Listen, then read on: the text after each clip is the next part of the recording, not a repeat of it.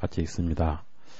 너는 정금으로 등대를 쳐서 만들되 그 밑밭 줄기와 잔과 꽃받침과 꽃을 한 덩이로 연하게 하고 가지 6을 등대 곁에서 나오게 하되 그 3가지는 이 편으로 나오고 그 3가지는 저편으로 나오게 하고 이 편 가지에 살구꽃 형상의 잔셋과 꽃받침과 꽃이 있게 하고 저편 가지에도 살구꽃 형상의 잔셋과 꽃받침과 꽃이 있게 하여 등대에서 나온 6가지를 갖게 할지며 등대 줄기에는 살구꽃 형상의 잔넷과 꽃받침과 꽃이 있게 하고 등대에서 나온 6가지를 위하여 꽃받침이 있게 하되 2가지 아래 한 꽃받침이 있어 줄기와 연하게 하며 또 2가지 아래 한 꽃받침이 있어 줄기와 연하게 하며 또 2가지 아래 한 꽃받침이 있어 줄기와 연하게 하며 그 꽃받침과 가지를 줄기와 연하게 하여 전부를 정금으로 쳐 만들고 등잔 7을 만들어 그 위에 두어 앞을 비추게 하며 그 불집게와 불똥그릇도 정금으로 만들지 등대와 이 모든 기구를 정금 1달란트로 만들되 나는 삼가이 산에서 내게 보인 식양대로 할지니라.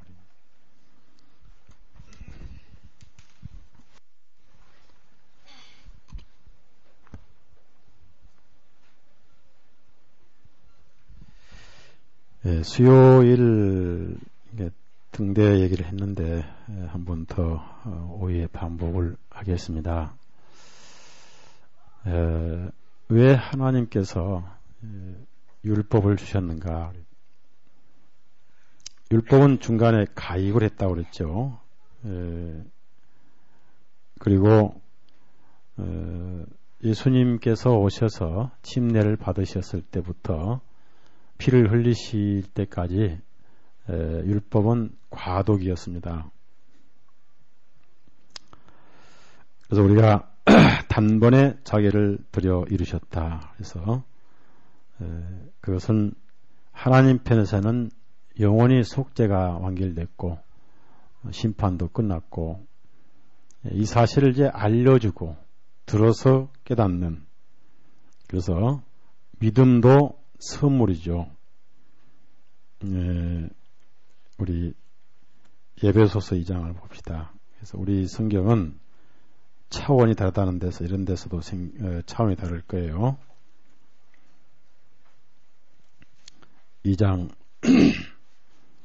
8절에 보면은 그리스도의 믿음이란 말이 나오는데요. 그리스도의 믿음. 그래서 그리스도의 믿음이 있고 우리의 믿음이 있는데 그리스도의 믿음이라는 것은 믿음이 예수님 것이다. 그런 의미가 되죠. 그리스도의 믿음.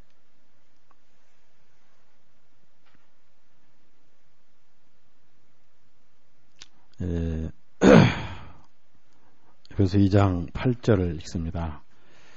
너희가 그 은혜를 인하여 믿음으로 말미암아 구원을 얻나니 이것이 너희에게서 난 것이 아니요 하나님의 선물. 여기서 은혜를 인하여 믿음을 통해서 구원을 받았다 했는데 뒤에 나오는 이것이라는 이것이 구원이 아니고 믿음이에요. 그 영문법의 믿음이라고요. 그래서 한번 써보세요. 믿음이 너희에게서 난 것이 아니요 하나님의 선물이다.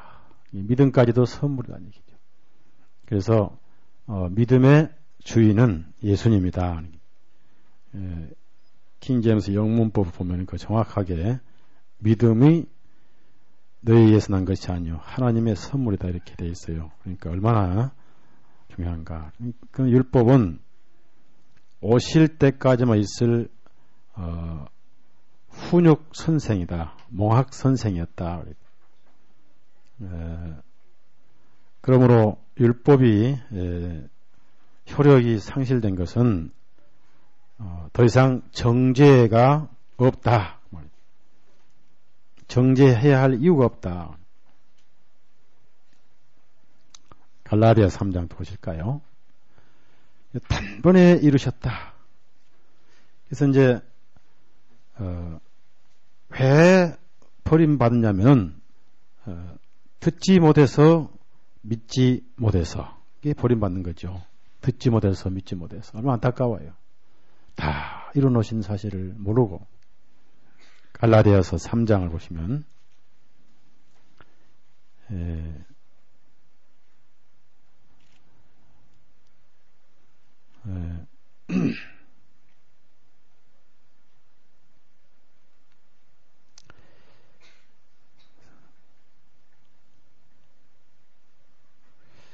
19절 언제까지만 필요하냐면은 19절 읽습니다.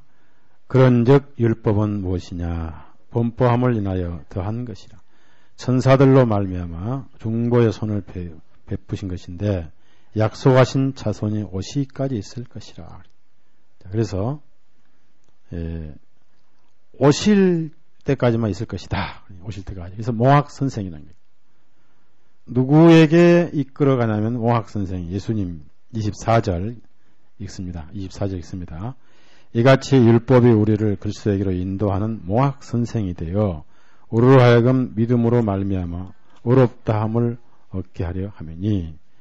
자, 25절. 자, 믿음이 온 후로는 25절 읽습니다.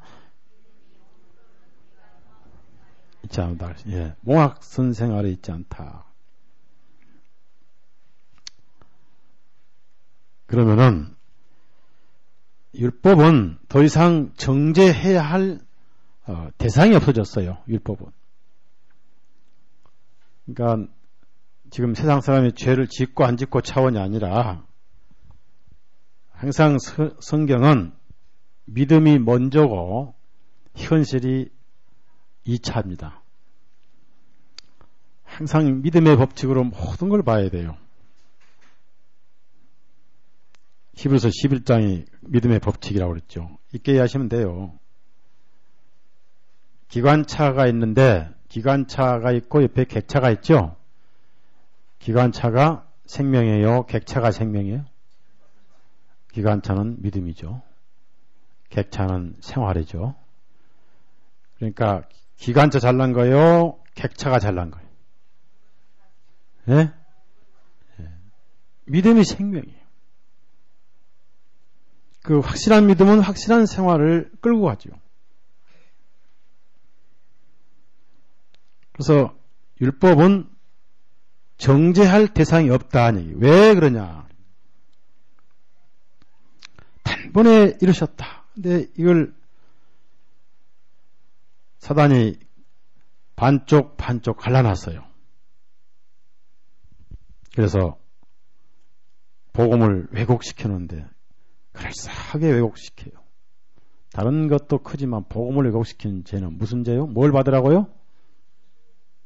7년 대환란 가르친 거는 저주 안 받아요. 그거는 지옥 가는 것은 아니잖아요.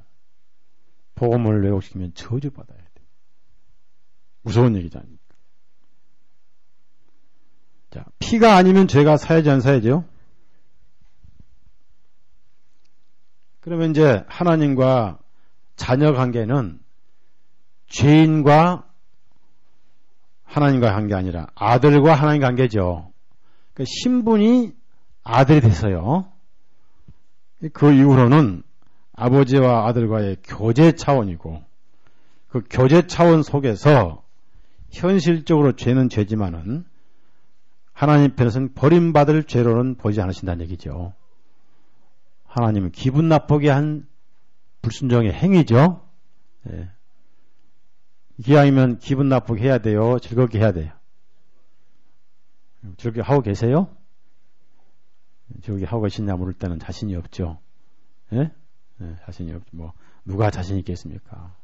저 역시 마찬가지인데. 아들과 아버지 관계가 형성이 되기 전까지는 무조건 죄예요. 죄 아닌 게 아무것도 없어요. 그래서 죄가 끝이 나서 정죄할 대상이 없어졌다. 왜 그러냐?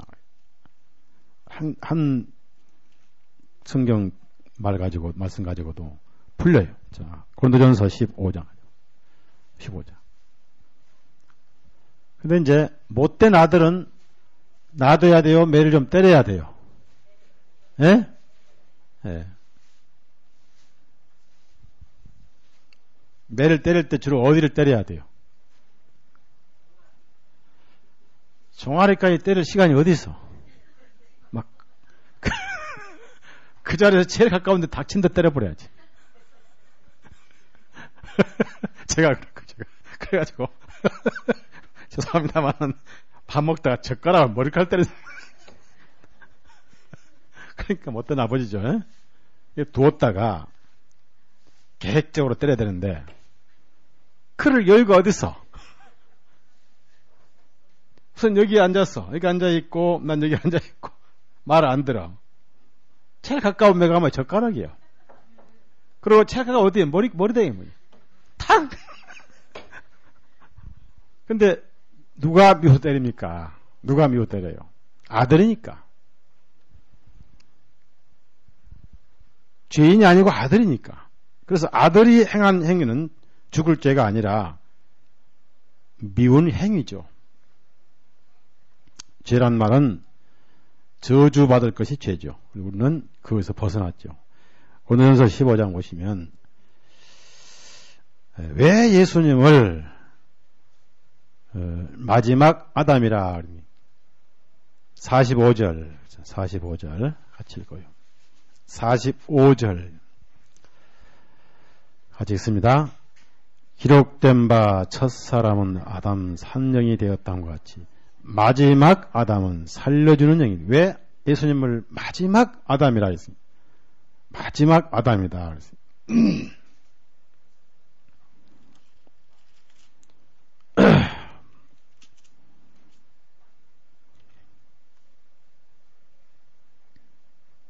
마지막 아담이 라스트 아담이에요. 라스트 아담이. The last. 킹제임스요. The last. 마지막이에요. 왜 그러겠어요?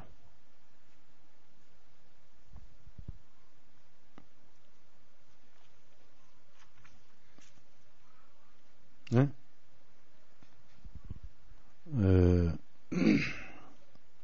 아담이란 말은 흙이에요. 흙. 예수님께서 아담을 마감시켰다 그 말이에요. 그러니까 죄인을 마감시켰다. 더 이상 정죄할 대상이 없기 때문에. 그래서 예수 그리스도 안에서 모든 인류는 산자입니다. 하나님 편에서는. 모두가 다 산자예요. 골로새서 2장에 나와 있죠? 가볼까요? 우리 2장. 정죄할 대상이 없으니까 법이 폐기된 거죠. 폐기 처분된 거죠. 이 죄는 사망에 이른 죄를 말하지요. 지옥 가는 죄를 말하는 거예요.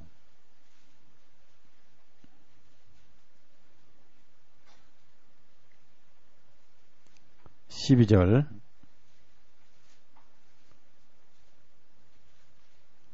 골로새 2장 12절 같이 읽습니다. 너희가 침례로 그리스도와 함께 장사함 되고 또 죽은 자들 가운데서 그를 일으키신 하나님의 역사를 믿음으로 말며 그 안에서 함께 일으키신 바 너희 전 인류를 말합니다. 골로새 지역에 있는 그리스도인뿐 아니라 전 인류를. 그것을 알려주는 것이 전도죠. 전도. 도란 말이 무슨 말이죠? 한문으로 도가 무슨 말이죠? 예? 그럼 도 닦는다 하면 뭘 닦는 거예요? 그렇죠? 그러면 전도요? 아니면 이제 우리나라 말하면 전도해야 돼요? 뭐 해야 돼요? 예? 전길이죠. 전길. 길 닦는 거니까. 도로 그러죠. 도로. 그러니까 옛날에 시골에서 길을 새로 만들면 뭐라고 그랬죠? 신장로. 새로 작업한 신장로. 그래서 구약은 구장로, 신약은 따라합시다. 신장로. 이해가세요? 신장로. 천국 가는 신장로. 새롭고 산 길이요. 제가 한 말 아니에요. 성경에 있잖아요. 그렇죠? 새롭고 산 길을 우리나라 순말로 신장로. 새롭고 산 길을 줄임말이 신장로. 그러니까 도란 말은 길도자인데, the way, 길도자인데, 길 닦는다, 도 닦는다, 도로 닦는다. 전도는 뭐냐면은 길을 닦는 거예요. 길을 전해주는 거예요.